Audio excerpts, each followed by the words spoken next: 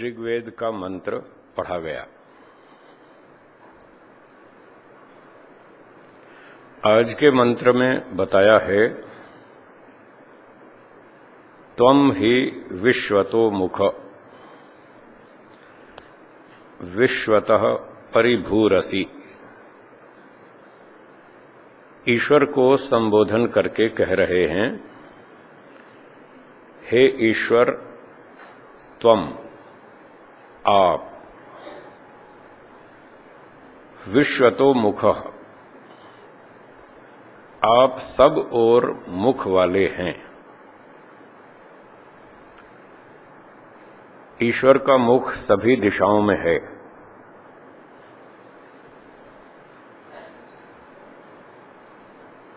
वैसे तो आप सुनते हैं कि ईश्वर निराकार है, हाँ या ना? जब ईश्वर निराकार है तो उसका मुख कैसे हुआ, ये प्रश्न उठेगा मन में। तो वेदों में ऐसे कई वर्णन आते हैं जिनसे ये लगता है कि ईश्वर भी मुख, नेत्र आदि अंगों वाला है।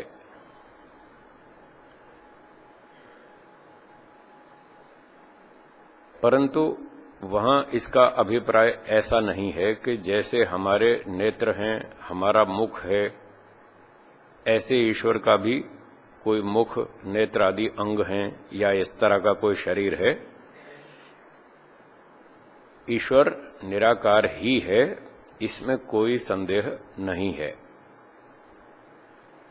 तो शास्त्रों में ये परंपरा चलती है कि जब किसी शब्द का ठीक सीधा सीधा अर्थ लागू होता हो तो वह अर्थ लेना चाहिए। इसको शास्त्रीय भाषा में कहते हैं अभिधा वृत्ति। क्या बोलेंगे? अभिधा वृत्ति।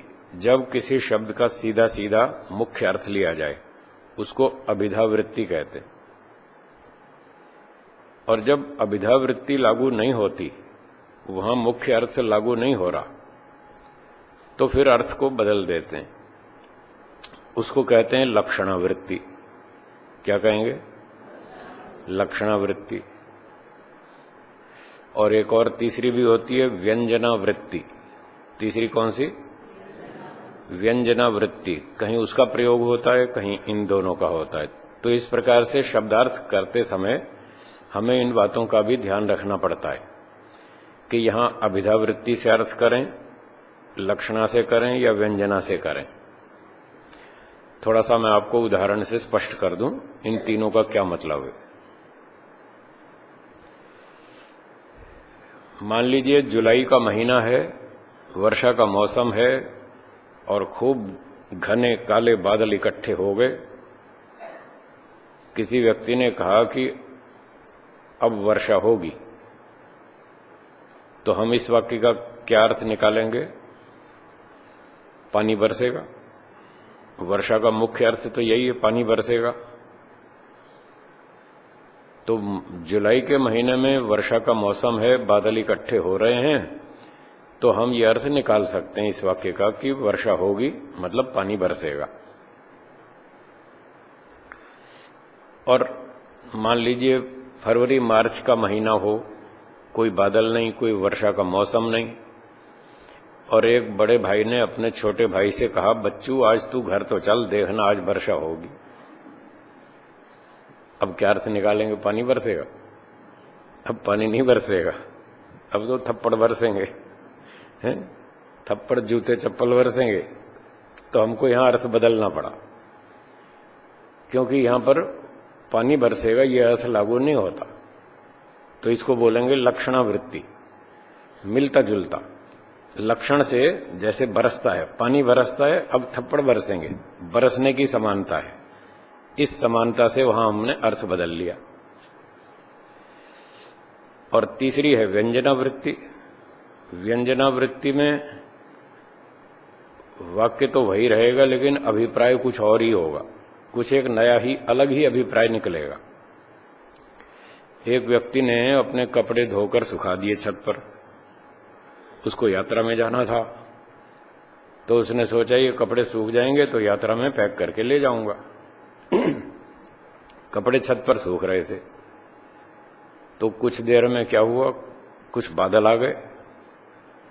उसके मित्र ने देखा कि बहुत सारे बादल आ गए, तो वर्षा हो सकती है। अगर वर्षा हो गई तो इस बेचारे के कपड़े भीग जाएंगे और इसकी यात्रा बिगड़ जाएगी, तो इसको सूचना दे दें कि भाई अपने कपड़े सुरक्षित कर लो, वर्षा हो सकती है। तो उसके मित्र ने उसको जाकर यही वाक्य बोला कि बादल इकट्ठे हो रहे हैं, वर्षा होगी। इसका अभिप्राय क्या था कि अपने कपड़े उतार लाओ, खामखा भीग न जाए। अभिप्राय तो ये था, कहना तो ये चाहता था कि अपने छत पे जो आपने कपड़े सुखा रखे हैं वो उतार लाओ, कभी वो भीग ना जाए। लेकिन शब्द तो वो सीधा सीधा नहीं बोला, शब्द तो यही बोला कि बादल इकट्ठे हो रहे हैं, वर्षा हो सकती है।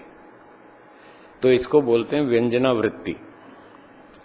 जब वाक्य में से कुछ अलग ही अर्थ व्यक्त होता है, प्रकट होता है, तब उसको व्यंजनावृत्ति कहते हैं। तो हम भाषा में सब प्रकार के वाक्य प्रयोग करते रहते हैं, कहीं अभिधावृत्ति से, कहीं लक्षणावृत्ति से और कहीं व्यंजनावृत्ति से। एक स्कूल में बच्चे पढ़ रहे थे, 4 बजे छुट्टी होती थी शाम को। मास्टर जी अपना पढ़ाए जा रहे हैं अपने मस्ती में, उनको घड़ी का ध्यान ही नहीं है। बच्चे तो छुट्टी के समय आप जानते हैं बहुत तैयार रहते हैं, कब छुट्टी की घंटी बजे और कब भागें घर, वो तो बड़े उतावले होते हैं। बच्चों ने देखा कि 4 तो बज गए और मास्टर जी को रुकने का नाम नहीं ले रहे, ये तो अपना पढ़ाए जा रहे हैं, मस्ती में पढ़ाए जा रहे हैं, हमको घर जाना है जल्दी। तो कुछ देर तो उन्होंने प्रतीक्षा की कि शायद मास्टर जी अब पाठ पूरा कर दें, पर मास्टर जी बोले ही जा रहे हैं, वो ध्यान नहीं दे रहे समय पर। तो एक बच्चे से रहा नहीं गया, तो उसने क्या कहा कि मास्टर जी 4 बज गए। क्या मतलब? छुट्टी करो। अब सीधा कैसे कहे मास्टर जी छुट्टी करो, उसमें तो थोड़ा डर लगता है, संकोच भी होता है, अच्छा भी नहीं लगता कि मास्टर जी छुट्टी करो। तो सीधा नहीं कहा छुट्टी करो, थोड़ा घुमा फिरा के बात कह दी, मास्टर जी 4 बज गए। तो इसका नाम है व्यंजनावृत्ति। तो आप भी ऐसा बहुत जगह पर बोलते रहते हैं प्रसंगानुसार। तो आज के मंत्र में कह रहे हैं विश्वतो मुखः, ईश्वर का मुख सब ओर है, उत्तर, दक्षिण, पूर्व, पश्चिम, ऊपर, नीचे, सब दिशाओं में ईश्वर का मुख है। तो ऐसा मुख तो है नहीं जैसा हमारा है, ऐसा तो उसका है नहीं, इसलिए हमको यहां पर लक्षणा करनी पड़ेगी। अभिधावृत्ति से काम नहीं बनेगा, लक्षणा करनी पड़ेगी। ये जो मुख है ये किस काम आता है? बोलने के काम आता है ना। तो यहां हम इसका अर्थ करेंगे जो मुख का मतलब ईश्वर की बोलने की शक्ति, ऐसा मुख तो है नहीं, फिर इसका अर्थ करेंगे बोलने की शक्ति, उसी का नाम मुख है। तो ईश्वर में बोलने की शक्ति है और वो सब दिशाओं में है। ईश्वर सब दिशाओं में बोलता है, सबको बोलता है, सब प्राणियों को बोलता है, मनुष्यों को भी, पशुओं को भी, पक्षियों को भी, सबको बोलता है। क्या बोलता है? कि अच्छे काम करो, बुरे काम मत करो, ये बोलता है। 1 घंटा बोलता है या 24 घंटा है जी? 24 घंटा बोलता है। हम तो दिन भर काम करके रात को थक जाते हैं, फिर हम सो जाते हैं। क्या ईश्वर भी थक जाता है? नहीं थकता। क्या ईश्वर कभी सोता है? कभी नहीं सोता। वो 24 घंटे बोलता ही रहता है। जहां भी दिन हो, रात हो, अगर कोई जाग रहा हो तो चाहे रात का समय हो, और रात के समय भी अगर कोई जाग रहा है और उल्टा सीधा काम करने की प्लानिंग कर रहा है, योजना बना रहा है, तो ईश्वर उस समय भी बोलता है।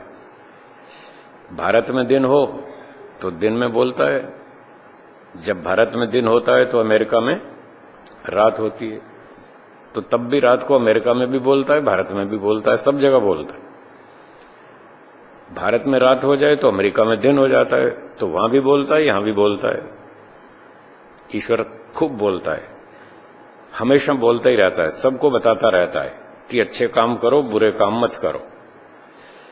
तो मंत्र में कहा कि ईश्वर का मुख सब दिशाओं में है, सब जगह पर वो परिभूरसी, सब जगह पर व्यापक है, सब जगह उपस्थित है। और अपनः शोषुचद अघम, हे ईश्वर आप हमारे अघम पाप को अपशोषुचद दूर कर दीजिए, हमारे पाप को दूर कर दीजिए। तो ईश्वर हमको बोल बोल के पाप से दूर करता है। कौन सी भाषा में बोलता है ईश्वर? हाँ जी बोलिए, कौन सी भाषा में बोलता है? हैं? हाँ, बहुत अच्छा उत्तर दिया माता जी ने। जो व्यक्ति जिस भाषा को समझता है उसी भाषा में बोलता है। ईश्वर को मराठी, अंग्रेजी, गुजराती, बंगाली, चाइनीज, जर्मन भाषा आती है या नहीं आती है जी? आती है ना। दुनिया भर की सब भाषाएं जानता है ईश्वर। तो जो व्यक्ति जैसी भाषा को समझता है उसी भाषा में उसको उत्तर देता है, अंदर अंदर बोलता रहता है ये काम गलत है, ये मत करना। इसलिए प्रार्थना है अघम शोषुचत, हे भगवान आप हमारे पाप को दूर कर दें, हमें सदा सावधान करते रहें। एक तो ईश्वर सृष्टि के आरंभ में बोलता है, जब सृष्टि को बनाता है तो 4 ऋषियों को 4 वेदों का ज्ञान देता है। एक तो उस समय वेदों में खूब बोलता है, जब वेद का ज्ञान देता है, और बिना मुंह के बोलता है। ऐसा उसका मुंह है नहीं, फिर भी बोलता है। एक व्यक्ति ने पूछा जी ये बिना मुंह के कैसे बोलता है ईश्वर? समझ में नहीं आई। ईश्वर ने 4 वेदों का ज्ञान दिया, कैसे दिया? आप कहते हैं वो निराकार है, शरीर धारण करता नहीं, उसका मुंह है नहीं, होठ है नहीं, जबान है नहीं, और फिर इसके बिना भी वो बोलता है, कैसे बोलता है? तो हमने कहा देखो ऋषियों ने बहुत अच्छे अच्छे उदाहरण देकर समझा रखा है, मैं आपको उन्हीं का एक उदाहरण सुना देता हूं। अच्छा, ईश्वर सृष्टि बनाता है या नहीं बनाता? बनाता है। आप रोटी बनाते हैं तो किससे बनाते हैं? हाथ से। क्या हाथ के बिना आप रोटी बना पाएंगे? नहीं बना पाएंगे। तो जैसे आप हाथ से काम करते हैं, झाड़ू लगानी, कपड़ा धोना, सिलाई करनी, भोजन बनाना, कुछ भी करना, तो हाथ की जरूरत पड़ती है। और ईश्वर सृष्टि बनाता है, आप रोटी बनाते हैं, वो सूर्य पृथ्वी को बनाता है। क्या ईश्वर का ऐसा हाथ है हमारे जैसा? नहीं है, फिर भी वो बनाता है। अब ये दृष्टांत देखिए, जब ईश्वर बिना हाथ के सूर्य, पृथ्वी, मनुष्य, पशु, पक्षी, प्राणियों के शरीर बना सकता है, कैसे बनाता है? अपनी शक्ति से। उसमें रचना करने की शक्ति है। उस अपनी शक्ति से सूर्य, पृथ्वी आदि पूरे ब्रह्मांड की वो रचना कर देता है। ऐसे हाथ की जरूरत नहीं पड़ती, उसके बिना ही कर देता है। जब हाथ के बिना सूर्य, पृथ्वी को बना सकता है तो मुंह के बिना बोल नहीं सकता क्या? बोल सकता है। इसलिए उसको हमारे जैसा मुंह नहीं चाहिए, उसके बिना ही बोलता है। कैसे बोलता है, कैसे क्रिया करता है? उसके लिए ऋषियों ने एक उदाहरण दिया, जैसे चुंबक। चुंबक तो आपने देखा ही है, देखा है ना। मान लो इतना मोटा चुंबक है, तो चुंबक के चारों ओर क्या होता है? एक मैग्नेटिक फील्ड होता है, चुंबकीय क्षेत्र होता है। उतनी दूरी तक उसका आकर्षण शक्ति फैली होती है। तो जितना बड़ा चुंबकीय क्षेत्र है, उस क्षेत्र में अगर कोई छोटी सी लोहे की सुई वहां रख दें तो चुंबक क्या करेगा? उसको अपनी ओर खींच लेगा। चुंबक ने हाथ निकाला था खींचने के लिए, या बिना हाथ के खींच लिया? बिना हाथ के खींच लिया ना। तो जैसे चुंबक बिना हाथ के सुई को अपनी ओर खींच लेता है, कैसे खींचता है? अपनी शक्ति से। तो जैसे चुंबक स्वयं वहीं रहता है, स्थिर रहता है, उसकी शक्ति उसके चारों दिशाओं में फैली हुई है। उसके शक्ति वाले क्षेत्र में, मैग्नेटिक फील्ड में अगर कोई लोहे की वस्तु आती है तो उसको अपनी ओर खींच लेता है अपनी शक्ति से। बिना हाथ के खींच लेता है। ऐसे ईश्वर भी बिना हाथ के अपनी शक्ति से सूर्य को बनाता है, पृथ्वी को बनाता है, तारों को बनाता है, पूरा सौरमंडल और आकाशगंगाएं सब चीजें बनाता है अपनी शक्ति से। तो ईश्वर में सैकड़ों प्रकार की शक्तियां हैं। सृष्टि रचना करने की शक्ति है, देखने की शक्ति है, सुनने की शक्ति है, बोलने की शक्ति है, सैकड़ों प्रकार की शक्तियां हैं। अपनी उन शक्तियों से ईश्वर सारे काम कर लेता है और उसको ऐसे प्राकृतिक हाथ पैर अंग आदि की आवश्यकता नहीं रहती। इसलिए वो सर्वव्यापक है, परिभूरसी। ईश्वर सबके अंदर बैठा है और वो चेतन भी है, सबके मन की बात जान लेता है। कौन व्यक्ति क्या सोच रहा है, अच्छा सोच रहा है, बुरा सोच रहा है, क्या योजना बना रहा है, ईश्वर उसकी मन की बात तत्काल जान लेता है, क्योंकि वहीं पर उपस्थित है। और जब ईश्वर जान लेता है कि ये व्यक्ति अच्छी योजना बना रहा है, तब ईश्वर उसको बोलता है। आनंद, उत्साह, निर्भयता, इस प्रकार की अनुभूति उसके अंदर उत्पन्न करता है। आप लोग भी ऐसा अनुभव करते होंगे जब यज्ञ करते हैं, दान देते हैं, सेवा करते हैं, परोपकार करते हैं, कोई अच्छे अच्छे काम करते हैं, प्राणियों की रक्षा करते हैं, गाय को चारा खिलाते हैं, कुत्ते को रोटी देते हैं, तो आपके मन में आनंद, उत्साह होता है या नहीं है जी? होता है ना? ये ईश्वर की ओर से सूचना है। ईश्वर हमारा उत्साह बढ़ाता है अच्छे काम में, कहता करो करो, शाबाश, बहुत अच्छी बात है, और करो, अच्छे अच्छे काम करो। और जब कोई व्यक्ति गलत योजना बनाता है, झूठ बोलने की, चोरी करने की, छल कपट करने की, धोखा देने की, अन्याय करने की, जब ऐसी गलत योजना बनाता है, तब भी ईश्वर उसके मन में बोलता है। तब उसको भय, शंका, लज्जा, ऐसी अनुभूति होती है, हां या ना, बस तो ये ईश्वर बोल रहा है। इस व्यवस्था में ये ध्यान रखना है कि पहला विचार तो जीवात्मा का है। पहला विचार, पहली योजना जीवात्मा स्वयं उठाता है कि चोरी करूं या नहीं करूं, दान दूं या नहीं दूं, यज्ञ करूं या नहीं करूं, रोगी की सहायता करूं या नहीं करूं। पहला विचार उसका अपना होता है। फिर उस विचार के बाद वो निर्णय कर लेता है कि ये रोगी है, इसकी सहायता करेंगे। सहायता करना अच्छी बात है, रोगी की सहायता करनी चाहिए, विकलांग की सहायता करनी चाहिए, कमजोर की मदद करनी चाहिए। वो ये निर्णय करता है कि ये अच्छा काम है, मैं करूंगा। जब वो इतना निर्णय कर लेता है, तब ईश्वर उसको उत्साह बढ़ाता है, करो बेटा करो, शाबाश, बहुत अच्छी बात। तो इस प्रकार से ईश्वर बोलता है। आत्मा कर्म करने में स्वतंत्र है या परतंत्र है? स्वतंत्र। स्वतंत्र का मतलब क्या? स्वतंत्र का मतलब क्या? अपनी इच्छा से काम करेगा या दूसरे के दबाव से? तो अपनी इच्छा का मतलब यही है कि वो स्वतंत्र है, वो अपनी योजना स्वयं बनाता है। अगर योजना अच्छी है तो ईश्वर उसको बोलता है, उसको उत्साह बढ़ाता है, समर्थन करता है, करो करो, बहुत अच्छी बात है। और अगर योजना गलत है, गलत योजना बनाने में भी वो स्वतंत्र है, अच्छी योजना में भी स्वतंत्र है।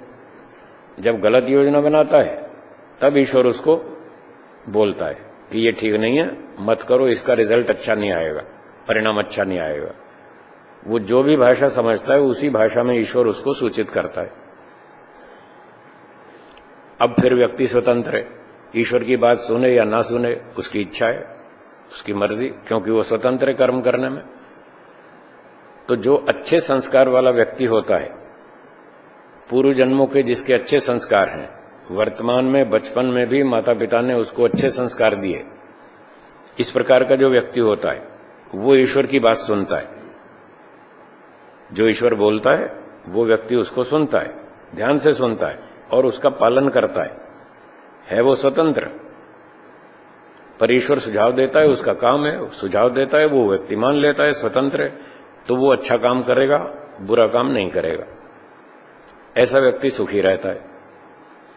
और जिसके पूर्व संस्कार भी खराब हैं और माहौल भी खराब है, बचपन में माता पिता ने भी कोई अच्छे ज्यादा संस्कार नहीं दिए, ध्यान नहीं दिया, समय नहीं दिया, मेहनत नहीं की, पड़ोस से इधर उधर से गलती गंदी गलत चीजें सीख ली उसने, तो उसके जब संस्कार बिगड़ जाते हैं तब ईश्वर उसको सूचना तो देता है कि ये गलत काम है, मत करो। पर उसके बाद भी वो नहीं सुनता और वो अपनी मनमानी करता है अपनी स्वतंत्रता का दुरुपयोग करता है और वो गलत काम कर डालता है तो फिर ईश्वर भी न्यायकारी है, वो छोड़ता नहीं। वो कहता है अच्छा तुमने मेरी नहीं सुनी, अब मैं भी नहीं सुनूंगा। मां बच्चे को बताती है बेटा खाना खा ले, अब पढ़ाई कर ले, अब जाओ खेलाओ, ये कर लो वो कर लो। बच्चा सुनता नहीं। फिर जब उस पर मुसीबत आती है बच्चे पर, तो मां को जाके बोलता है कि मां मेरी समस्या है सुलझाओ। मां कहती है जा, पहले तूने मेरी बात सुनी थी, तुमने नहीं सुनी तो मैं भी नहीं सुनूंगी, जा अपना दंड भोग। तो इस प्रकार से ईश्वर भी हमारी माता है, हमारा पिता है, गुरु है, आचार्य है, राजा है, न्यायाधीश है, हमारा हितैषी है। वो भी हमें बहुत समझाता है, खूब समझाता है, बार बार समझाता है। तो संस्कारी लोग ईश्वर की बात सुनते हैं, मानते हैं और उसका लाभ उठाते हैं, वो सुखी रहते हैं। और जो जिद्दी बच्चे होते हैं उनकी तरह से अड़ियल, वो ईश्वर की बात नहीं सुनते और अपना दंड भोगते, उल्टे सीधे काम करते हैं। तो प्रार्थना बहुत अच्छी है। अपनः शोषुचद अघम, हे ईश्वर आप हमारे पाप को, बुराइयों को, दुर्व्यसनों को कृपया दूर कर दें, हमें सदा सावधान करते रहें। हम भी इतने सावधान रहें कि आपके निर्देश आदेश संदेश को समझें और उसका पालन करें। इस प्रकार की प्रार्थना आज के मंत्र में है। तो अब समय के अनुसार यहां इसको विराम देंगे।